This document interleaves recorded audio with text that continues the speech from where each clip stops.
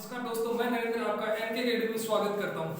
आज अपन कर रहे थे कंट्रोल सिस्टम। तो कंट्रोल सिस्टम का अपना नेक्स्ट टॉपिक है राउथ हॉर्विट्ज मेथड। इसमें अपन देखेंगे कि ये नया टॉपिक है, तो इसके अंदर कैसे स्टेबिलिटी फाइंड आउट करते हैं। तो स्टेबिलिटी फाइंड आउट करने के लिए अपन देखते हैं पहले कैरेक्टरिस्टिक इक्वेशन। अपनी कैरेक्टरिस्टिक इक्वेशन क्या होती है वो देखते हैं। तो वो होती है 1 प्लस GSHS बराबर 0। 1 प्लस GSHS बराबर 0। तो इसी प्रकार से अपने एग्जांपल के तौर पे देखते हैं कि इसका अपन को इस मेथड का कहाँ पे यूज में करना है। तो अपन फर्स्ट मेथड अपना फर्स्ट एग्जांपल लेते हैं S4 प्लस 2S स्क्वायर, इसकी मान लेते हैं plus 4S plus 2S plus 5 बराबर 0। तो इसके अंदर दूसरा एग्जांपल लेते हैं S4 plus 2S cube plus 4S square plus 2S plus 5 बराबर 0। ये दो एग्जांपल लिए। इसको अपन को ये बताना है कि सिस्टम स्टेबल है या अनस्टेबल है। तो वो अपन फाइंड आउट करेंगे इस मेथड के थ्रू। इस मेथड के थ्रू अपन बताएंगे कि सिस्टम स्टेबल है या अनस्टेबल। इसके लिए अपन देखते हैं, तो इसके लिए दो नियम रहते हैं। ये तो दो मान के इंपॉर्टेंट फैक्ट्स होते हैं, इनको जानना जरूरी है। इसी के आधार पर स्टेबिलिटी फाइंड आउट होती है। तो इसके लिए अपन को करना पड़ेगा कैरेक्टरिस्टिक समीकरण में कोई भी रूट गायब नहीं होना चाहिए। अगर रूट गायब हो गया तो सिस्टम अनस्टेबल होगा। तो इसके आधार पर अपन देखते हैं कि सिस्टम स्टेबल है या अनस्टेबल है। तो स्टेबिलिटी फाइंड आउट करने के लिए पहला ये कैरेक्टरिस्टिक समीकरण में कोई भी रूट गायब नहीं होना चाहिए। रूट गायब होगा तो सिस्टम अनस्टेबल होगा। तो इसके अंदर ये देख लेते हैं, एक घात हमको 4 दी हुई है, बाद में 3 दी हुई है, बाद में आना चाहिए 2 आना चाहिए, लेकिन यहाँ पे 2 नहीं दिया गया है, इसलिए डायरेक्ट लिख दो। ये सिस्टम क्या है? सिस्टम है अनस्टेबल।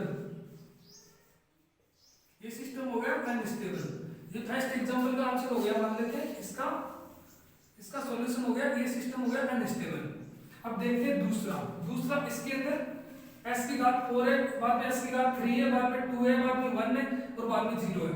तो इसके अंदर क्या होगा? इसके अंदर तो सारी घातें हैं, तो इसको क्या बताएंगे अगर सिस्टम स्टेबल है या अनस्टेबल है। ये फाइंड आउट करने के लिए अपन को दूसरा नियम देखना पड़ेगा कि इसका दूसरा नियम क्या कहता है। दूसरा नियम है पहले कॉलम में कोई भी चिन्ह में बदलाव नहीं होना चाहिए। पहले कॉलम में कोई भी चिन्ह का बदलाव नहीं होना चाहिए। अगर चिन्ह चेंज हो गया तो सिस्टम अनस्टेबल होगा। अगर चिन्ह चेंज हो गया तो सिस्टम अनस्टेबल होगा। अब कौन से चिन्हों की बात कर रहे हैं वो अपन देखेंगे अभी। इसको मैं मिटा देता हूं।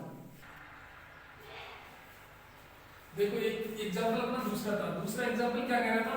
इसकी घात थी s की घात 4 plus 2s cube plus 2s square plus 2s plus 5 बराबर 0। तो इसके अंदर अपन को सिस्टम को फाइंड आउट करना था कि सिस्टम स्टेबल है या अनस्टेबल। तो आपने ये देख लिया था कि इसकी घात तो कोई मिस नहीं है, 4 है, बाद में 3 है, 2 है, 1 है और 0 है। ये घात तो सही है, लेकिन हमको ये नियम के अनुसार दूसरा लगाना है, तो इसको सॉल्यूशन करना है, किस प्रकार से इसका सॉल्यूशन होगा। तो अपन को लिखना पड़ेगा s की घात 4, s की घात 3, s की घात 2, s की घात 1 और s की घात 0। तो इसके लिए अपन को s की घात 4 लिखने के लिए इसको एक छोड़ के एक लिखना पड़ता है। s की घात 4 ये लिख लिया, बाद में ये लिख लिया, बाद में ये लिख लिया। तो ये लिख लिया। इसकी s की घात s के साथ में मल्टीप्लाई कितना है 1 और इसके साथ में मल्टीप्लाई कितना है 4, तो 4 लिख लिया। और इसके साथ में मल्टीप्लाई कितना है तो 5, तो ये 5 लिख लिया।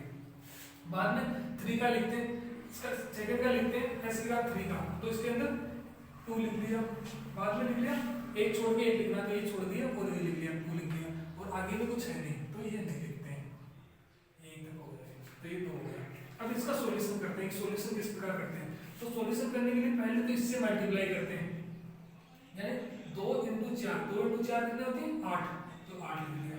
बाद में ये माइनस करते हैं, बाद में ये होता है, ये इससे मल्टीप्लाई होता है 2 × 1 जो होता है, ये देखो 4 × 2 बराबर 8 और ये हो जाता है 2 × 1 बराबर 2।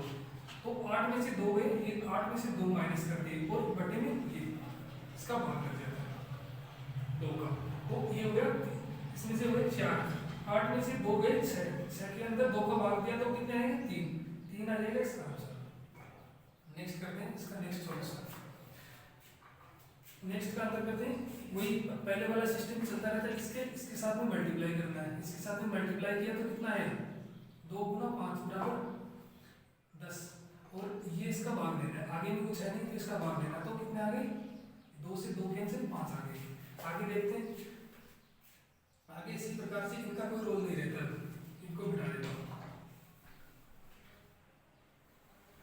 तो यहाँ पे आ गया मान लो 3 और यहाँ पे आ गया 5, तो ये पहले इससे मल्टीप्लाई होगा, 3 गुना 2 6, और ये कितना हो जाएगा, ये इससे मल्टीप्लाई होगा तो 5 गुना 10, तो 6 में से 10 माइनस के तो कितने हैं, माइनस के 4। माइनस का अगर चिन्ह में चेंज आ गया, ये प्लस के हैं, इसमें अगर माइनस में आते ही सिस्टम क्या हो जाएगा, सिस्टम हो जाएगा अनस्टेबल।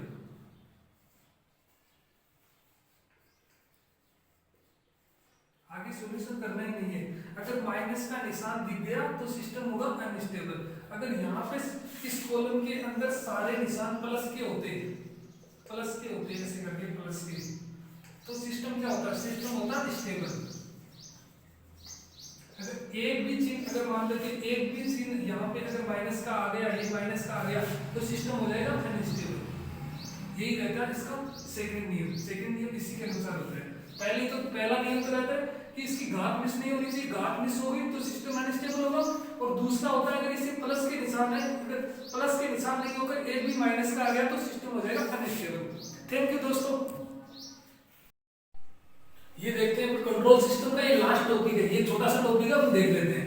ये होता है छोटा सा क्वेश्चन पूछा जाता है इसका फोर्स वोल्टेज एनालॉजी से, कि फोर्स वोल्टेज एनालॉजी को जब चेंज करते हैं इलेक्ट्रिकल क्वांटिटी के अंदर, तो इलेक्ट्रिकल क्वांटिटी के अंदर चेंज करते हैं तो क्या आता है। तो देखते हैं कि फोर्स वोल्टेज एनालॉजी को इलेक्ट्रिकल क्वांटिटी के अंदर चेंज करते हैं। जैसे कि मास को अगर फोर्स वोल्टेज एनालॉजी के अंदर मास है, वो अगर इलेक्ट्रिकल के अंदर चेंज करेंगे तो हो जाएगा इंडक्टेंस L के अंदर, तो वो चेंज होता है इंडक्टेंस L। और एक होता है डैम्पिंग कोएफिशिएंट, डैम्पिंग कोएफिशिएंट होता है वो चेंज होता है इलेक्ट्रिकल क्वांटिटी रेजिस्टेंस के अंदर। और एक होता है सर्टिफिनेस, ये होता है 1/c कैपेसिटेंस में चेंज होता है। तो थैंक यू दोस्तों, हमारा इलेक्ट्रिकल में ये आपका कंट्रोल सिस्टम है DFCCL के अकॉर्डिंग खत्म हो चुका है। हमने जितने भी वीडियो है सारे वीडियो देखना, आपको अच्छे से कंट्रोल सिस्टम समझ में आएगा। DFCCL के अकॉर्डिंग जितना कंट्रोल सिस्टम होता था हमने आपको समझा दिया है। DFCCL के अकॉर्डिंग ITI वाले बच्चों को जितना क्वेश्चन पूछे जाते हैं, जितना आता है उतना कंट्रोल सिस्टम हमने करवा दिया है, जो कि कम से कम टॉपिक और ज्यादा से ज्यादा समझाने की कोशिश की है आपको। थैंक यू दोस्तों।